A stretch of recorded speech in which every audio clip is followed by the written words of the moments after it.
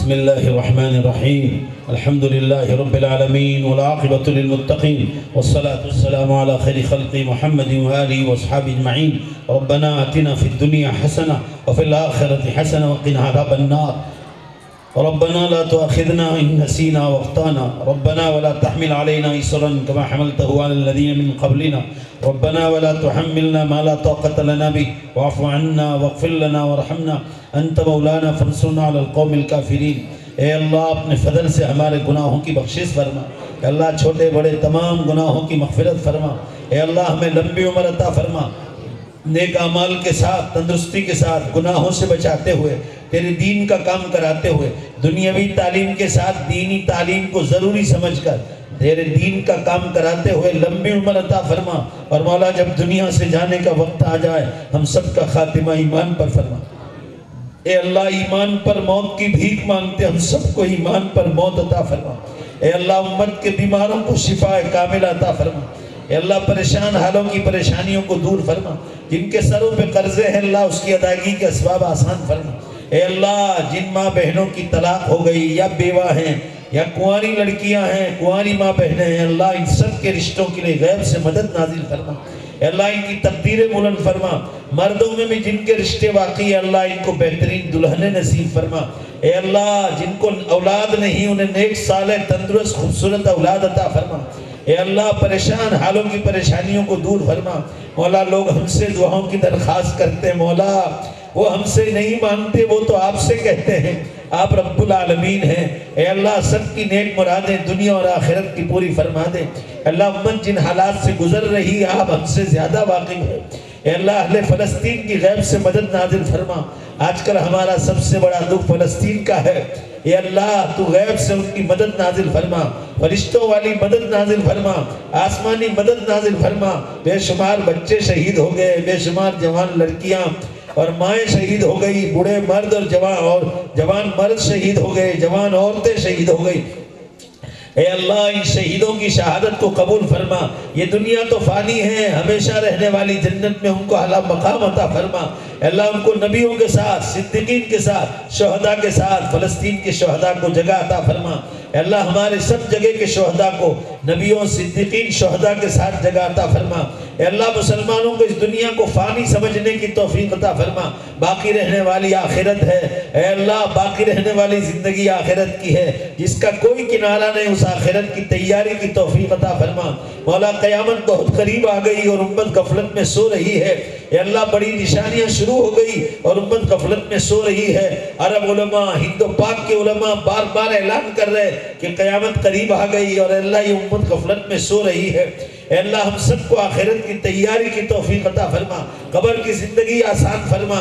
اے اللہ امت رمضان المبارک قریب آ گیا ہے. رمضان المبارک کے لیے ابھی سے تیاری کی توفیق عطا فرما. ہمارے علماء کو ابھی سے رمضان کے بیانات فضائل مسائل بیان کرنے کی توفیق عطا فرما. اے اللہ ہم اتنے غافل ہیں کہ گھر میں پانی گھستا ہے اس کے بعد پار باندھتے ہیں. اب کوئی فائدہ نہیں ہے. رمضان شروع ہوتا ہے رمضان کی باتیں کرنا شروع کرتے ہیں. اے اللہ رجب اور شعبان ہی سے رمضان کے فضائل مسائل سمجھنے کی توفیق عطا فرما. اے اللہ جو روزے رکھتے نماز پڑھتے انہیں دوسروں پر محنت کی توفیق عطا فرما. جو نماز نہیں پڑھتے جو روزے نہیں رکھتے جو تراویح نہیں پڑھتے ان کو ابھی سے سمجھانے کی سب کو توفیق عطا فرما. اے اللہ دعوت و تبلیغ کے کام والوں کو بھی اے اللہ ابھی سے رمضان کی تیاریاں اے اللہ تاکہ وہ دوسروں کو سمجھانا شروع کر دے ایسی انہیں بھی توفیق عطا فرما. خانقاہوں کے بزرگوں کی باتوں میں بھی رمضان کے مسائل اور فضائل آ جائے امت کو بڑا نفع ہو سکتا ہے. اے اللہ آنے والی کتابوں میں رمضان کے فضائل مسائل ہوں. امت بڑی غفلت میں سو رہی ہے. امت رمضان آنے کو پسند نہیں کرتی. بہت کم لوگ ہیں جو رمضان کو پسند کرتے ہیں. اللہ امت عید کب آ جائے اس کو زیادہ پسند کرتی ہے. اللہ امت رمضان کب آئے اس کو پسند کرنے والی بن جائے. اللہ ایسی امت کو صحیح توفیق عطا فرما. الہ العالمین لوگوں کو افطار کرانے سحری کرانے کی توفیق عطا فرما. اعتکاف اور شب قدر کی توفیق عطا فرما. رمضان مبارک میں تیرے راہوں میں نکلنے کی توفیق عطا فرما. رمضان میں ایک نفل ادا کرے آپ نے فرض کا ثواب. ایک فرض ادا کرے 70 فرض کا ثواب. اور اللہ صحیح حدیث میں رسول اللہ کی حدیث ملی ہے جس میں آپ صلی اللہ علیہ وسلم نے فرمایا رمضان میں کوئی عمرہ کرتا ہے تو رسول اللہ صلی اللہ علیہ وسلم کے ساتھ حج کرنے کا ثواب ہے۔ اے اللہ امت کو نیکیاں لوٹنے کی توفیق عطا فرما۔ اب ہمارے نبی صلی اللہ علیہ وسلم تو رجب اور شعبان سے دعا مانگتے تھے کہ اللہ ہمیں رجب اور شعبان میں عمر میں برکت عطا فرما اور ہمیں رمضان تک پہنچا دے۔ بولا زندگی کا کوئی بھروسہ نہیں ہے، زندگی کی شام کب ہو جائے، کس گلی میں ہو جائے۔ اے اللہ موت کی تیاری کی توفیق عطا فرما۔ اے اللہ لوگوں کو کل مرنا ہے اور دنیا کی زندگی کی فکر کرتے ہیں۔ اے اللہ روزی کا مالک تو آپ ہیں، پروردگار عالم اسباب دنیا حاصل کرنے کا آپ نے حکم دیا ہے، مگر امت رات دن پیسوں میں لگی ہے اور جنت کی تلاش نہیں کرتی۔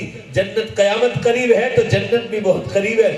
جنت وہ جگہ ہے اے اللہ جو آپ نے قرآن و حدیث میں فرمائی کہ جنت میں موت نہیں، جنت میں بڑھاپا نہیں، جنت میں حیض اور نفاس نہیں، جنت میں بیماریاں نہیں، جنت میں ایکسیڈنٹ نہیں، جنت میں کوئی ٹینشن اور پریشانی نہیں۔ اے اللہ جنت میں موت بھی نہیں، ہمیشہ ہمیشہ جنت میں رہنا ہے۔